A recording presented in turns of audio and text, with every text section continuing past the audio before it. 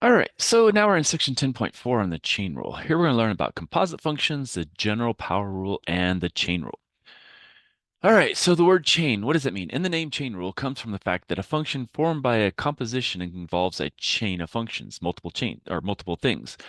And so that is a function of a function. Now, the chain rule enables us to compute the derivative of a composite function in terms of the derivatives of the function making up the composite.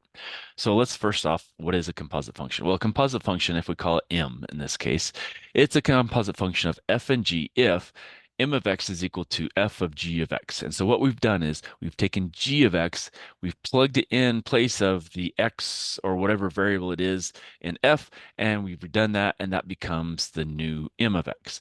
Now, the domain of M is a set of all numbers x such that x is in the domain of g and g of x is in the domain of f. Okay, so that's kind of how it works. So the the g of x, the x is in the domain of that, and the whole g of x is in the domain of f. Now, the composite M of functions f and g is pictured kind of here in figure 1. Now, the domain of M is the shaded subset of the domain of G. So here's the range of F, here's the range of G, domain of F. So this is M. And so what we have here is the domain of M, this part here, is the shaded subset of the domain of G. So that part here. Okay. And it consists of all numbers x such that x is in the domain of G and G of x is in the domain of F. All right, and then note that the function f and g play different roles. The function g, which is on the inside or the interior of the square bracket of f of g of x, because that's what we're replacing our x in from f with the whole g of x, is applied first to x. Then the function f, which appears to be on the outside, here on the outside,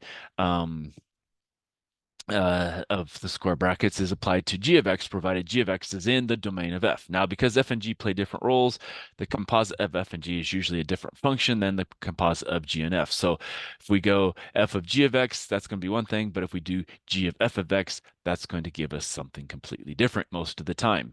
All right, so let's look at an example of this. So what we have is we have f of u is equal to u, and g of x is equal to e to the x. And what we want to find is f of g of x and g of f of u.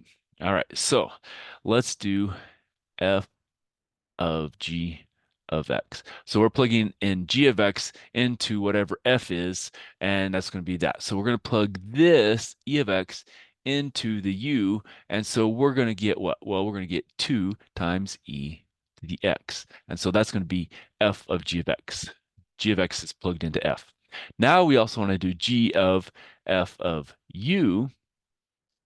So now what we're going to do is we're going to plug this into here. And so that's going to give us e to the what?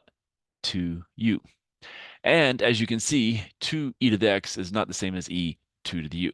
Okay, so that's kind of how that shows that the f of g of x and the g of f of u are not the same. Now, sometimes we sometimes will have both of them be x's, it won't matter. But in this case, we have u's and x's different to kind of help you see the difference here. All right, so let's stop there and we'll come back for more.